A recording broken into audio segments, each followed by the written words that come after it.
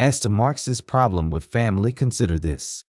After the Soviets took over Russia, Lenin said, destroy the family, and you destroy the country. It is important, too, that you understand this statement when you read a little farther down about a lesbian LGBT activist named Masha Gessen. When the Bolsheviks took over Russia in 1917, and like-minded people established Marxist socialism in what would be called the Union of the Soviet Socialist Republics, not only did they abandon centuries of royal rule, but also Christian orthodoxy, and defaulted to an officially atheistic state. In other words, if they were going to adopt Marx's economic philosophy, they might as well follow the rest of his teaching to the letter, which dictated that religion in general was a poison pill. Let's not forget that Vladimir Lenin, one of the chief architects of the Soviet state, also said, "The goal of socialism is communism, and socialized medicine is the keystone to the arch of the socialist state." Socializing medicine and putting it under control of the government is what was behind Obamacare, and thus a stepping stone to a socialist state. Keep the concept of socialized medicine in mind when you hear Democrats and others bluster about how wonderful socialism is, or we will be living the freedomless, godless, Soviet-style state like the Russians did for so many decades, and it took them the better part of a century to get rid of it. Ask yourself, if socialism is so wonderful, why did the Russians stop embracing it? Why do people living in socialist states risk their lives trying to flee to freedom? Why do socialist nations shoot their own citizens who try to escape? Karl Marx could be labeled simply as a disgruntled German who may have invented socialism and communism because of his own circumstances. The Marx family was destitute. In other words, they were among the have-nots. Apparently, being a revolutionary doesn't pay much, because Marx's wife once had to pawn his plants to buy food. He was kicked out of his native Prussia, expelled from France, rejected from Belgium, forced to leave Prussia again, and moved to England, where he was denied citizenship. The Marx family lived there in abject poverty, and within a year of moving to England, he was kicked out of his two-room apartment for failing to pay the rent. Is it any wonder this have not envied the haves so much and wanted their wealth, earned by hard work, creativity, and considerable effort, to be redistributed to have-nots like him? This sounds more like his private wet dream than a basis for a worldwide politico-economic revolution. Marx died penniless, and only 11 people attended his funeral.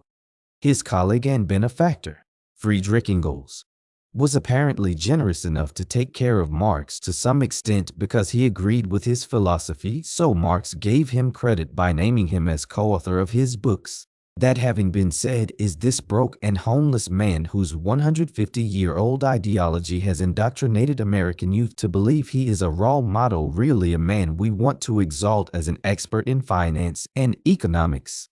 If so, then we should be able to go troll around the streets of San Francisco to find a penniless, homeless man and ask him for his advice on stock trades, how to make money, what's fair, how to solve America's problems, etc. Sound like a good plan? No. Then don't vote for Karl Marx's socialism or Democrats. Yes, same thing. Marx was clearly a man who had some serious issues. Let's introduce a little side note here to remember that on the list of the 7 deadly sins we find greed, envy, and sloth. Mr. Marx seems to have embodied all 3, and maybe, if we add that he listed after other people's money, we could interpret that as a 4th violation. Regardless, Karl Marx entreated the European common people, the agriculture and mechanical workers of the 19th century, to rise up against the ruling elite, forcefully take over the land and means of production, and work to establish his dream of utopia on earth where everybody was equal. Nobody had any more than anybody else, and everybody would take according to his needs and give according to his abilities. Marx may have believed this was a noble idea, but it doesn't work. You can change a government, But you can't change human nature. During the Soviet era in Russia, socialism didn't invoke a fairer system where everybody was equal, because the political elites always lived much better than the average Russian. It can be said, therefore, that socialism has never worked anywhere, not even in India, Sweden, Finland, or the United Kingdom and others. Be sure to remember, too, that Nazi Germany was the Nationalsozialistische Partei or National Socialist German Workers' Party, and Communist Russia was the CCCP, also known as the USSR, i.e., the Union of Soviet Socialist Republics, 15 of which were subjected to tyrannical governments under Marx's Grand Plan for 7 decades. As another point of interest, we in America who want to take a vacation simply go out and buy a ticket, board a plane, and fly wherever we want to go with no questions asked unless it's whether we want a window or an aisle seat. A Soviet citizen who wanted to travel had to get permission from the government, especially to vacation outside the country, even to visit Soviet bloc countries.